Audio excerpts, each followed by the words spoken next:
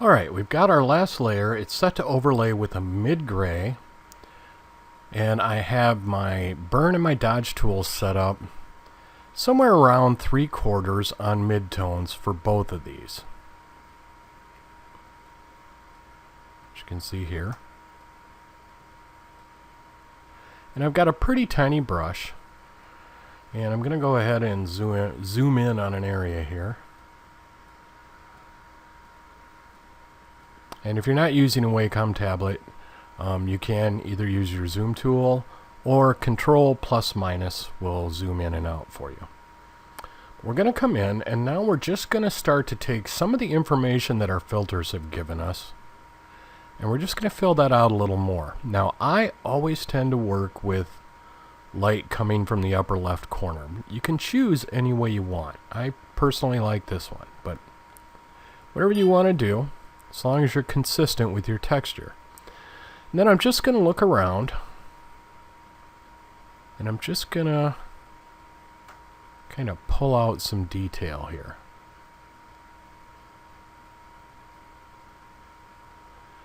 And I'm not going to be super exacting, which is why it'll take a little longer. But if you don't have a Wacom tablet, you can do this with a mouse. But you're going to have to be patient. And if you're at the point that you're coming on to this texture course from the 2D art course, and you're kind of into it, then I would really suggest setting aside a little bit of money to get that done.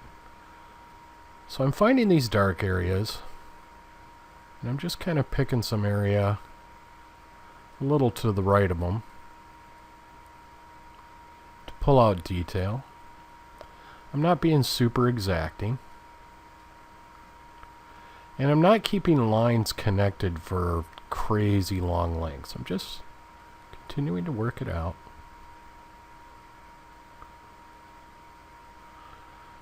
When you get into this kind of texture painting, it's kind of like painting with Bob Ross, if you know who that is. There's nothing bad here, no mistakes. There's no happy little trees either, but happy little wood grain. So I'm just going to continue to work that out a little.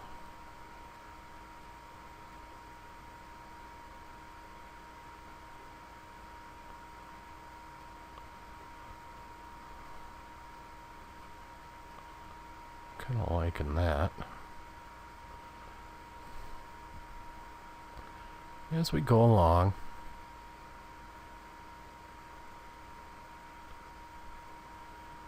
can work it back and forth a little bit. That's why I've got my exposure down a little,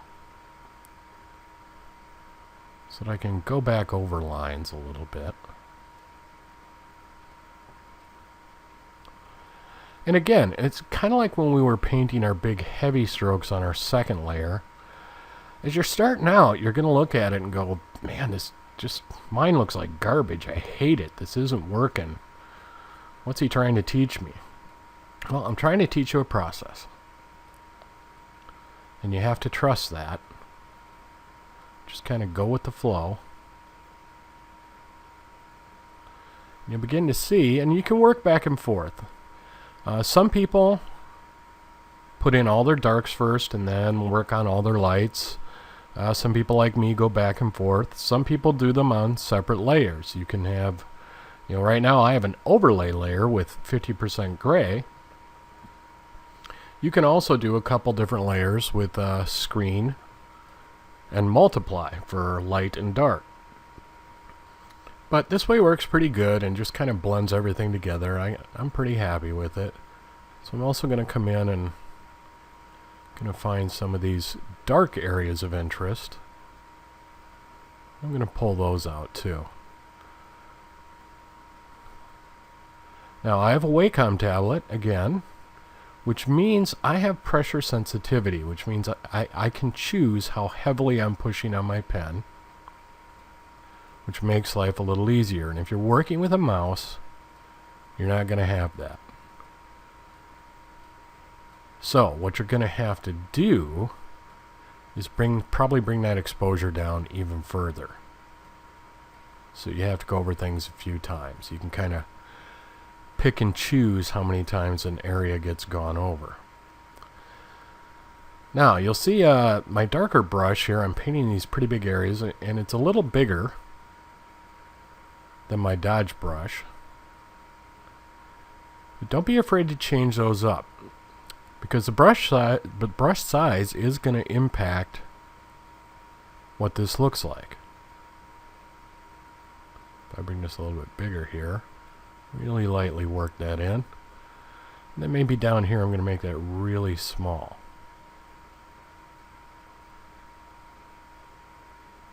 Maybe really small down here. Maybe here too. I'm going to work that over a few times so it's pretty dark, but it's a really thin line.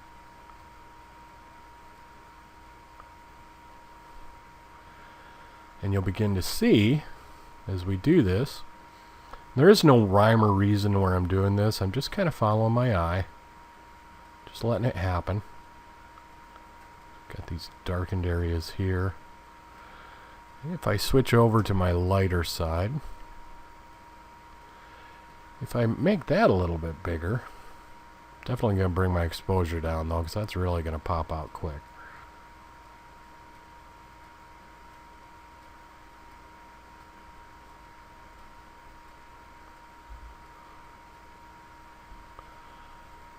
I'll bring it back up, and I'm going to make that line really small, and I'm going to take along the outside edge of this,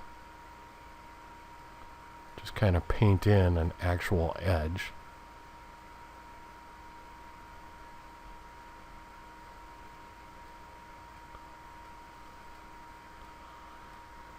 Oops.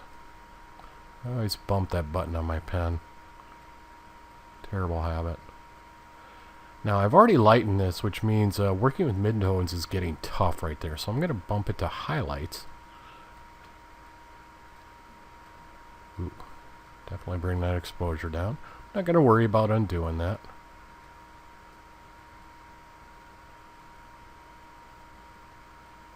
Because again, happy little accidents. We love happy accidents.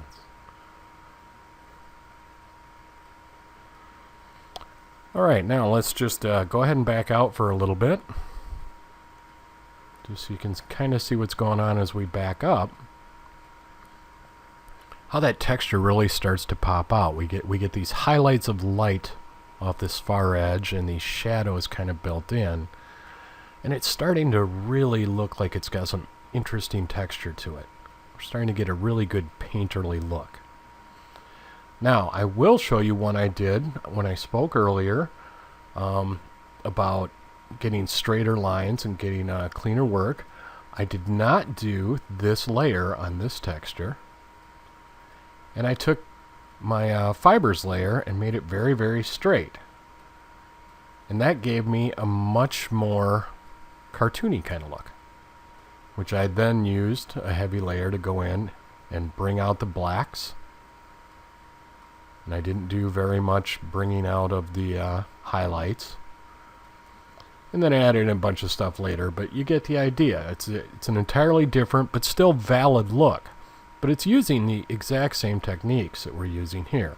In this case, I'm going for, it's painterly but a little more realistic kind of rotting wood look. It's definitely one that has a little more detail and information to it. And so we just continue to paint these around. I'm still on highlights. That's blown up pretty quick. Be sure you're keeping an eye on that.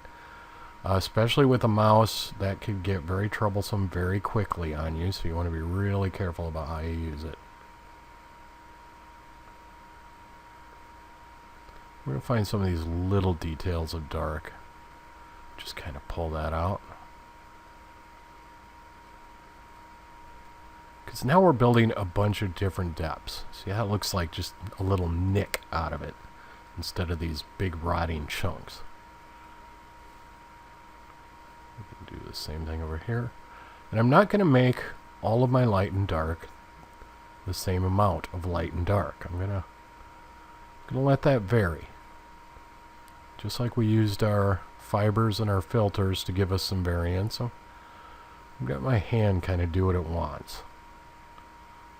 I'm going to trust it. It's making these painterly textures. That's what it's all about, is giving yourself a little trust. At the end of the day, what's the worst that can happen? You don't have a great texture, you did get some great practice, and you have to try again. That's about as bad as it gets, so we're not going to worry about it. I am kind of liking the way the highlights are bringing this out.